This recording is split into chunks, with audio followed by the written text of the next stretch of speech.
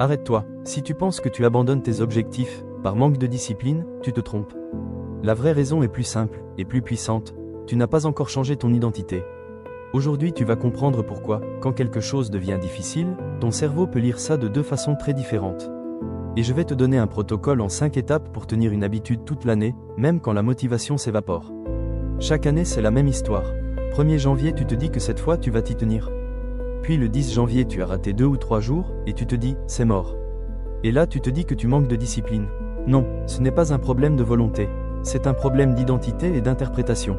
Tu veux vraiment atteindre un objectif ? Alors commence cette phrase, je veux, parce que je veux être quelqu'un qui.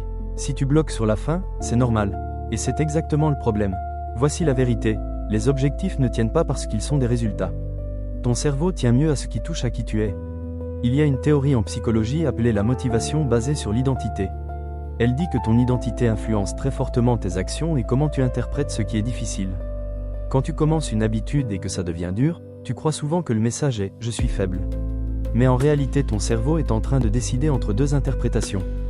Difficulté égale importance, c'est dur parce que ça en vaut la peine. Ou difficulté égale impossibilité, c'est dur donc ce n'est pas pour moi. La même expérience peut être lue de deux manières différentes, selon l'identité qui est active dans ta tête à ce moment. À partir d'aujourd'hui remplace « je n'ai pas de discipline » par « mon identité n'est pas encore branchée sur cette habitude ». Autre chose importante, ce que tu fais maintenant reflète qui tu crois être. Ce sont tes actions répétées qui façonnent ton identité. James Clear et d'autres experts en habitude disent que pour changer durablement, tu dois d'abord changer ton identité. Cela signifie que si tu veux devenir quelqu'un qui fait du sport, tu dois commencer à te comporter comme quelqu'un qui fait du sport. Chaque petite action que tu effectues est un vote pour le type de personne que tu veux être. Maintenant la méthode pratique en 5 étapes.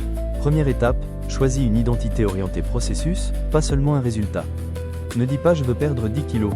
Dis plutôt je suis quelqu'un qui bouge chaque jour. Deuxième étape, crée une preuve quotidienne ridiculement petite. Si l'habitude est trop grande, elle devient une corvée. Et quand ça devient une corvée, ton cerveau lit ça comme impossible. Donc rends la preuve minimale.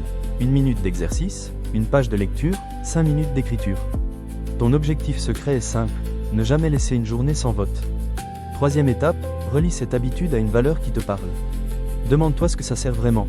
Est-ce pour l'énergie, la liberté, la confiance, la maîtrise ? Quatrième étape, change ta façon de lire la difficulté. Quand ça devient dur, dis-toi, c'est difficile parce que je suis en train de devenir la personne que je veux être. Cinquième étape, adopte un plan anti-rechute. La discipline casse souvent quand tu échoues une fois. L'identité, elle, tient si tu reviens vite. Si tu rates une journée, ce n'est pas grave. Demain, fais le vote minimum. Mais ne laisse jamais 2 jours consécutifs sans vote. Pendant les prochains jours, fixe-toi comme défi de faire ton vote minimum chaque jour. Et maintenant écris en commentaire ce que tu veux devenir et quel est ton vote minimum. Si tu veux, je ferai une deuxième vidéo pour te montrer comment créer un environnement qui active ton identité automatiquement, avec tes routines, ton entourage et ton lieu. Merci pour votre support, grâce à vous, je suis sur la voie de devenir la personne que je veux être. À bientôt.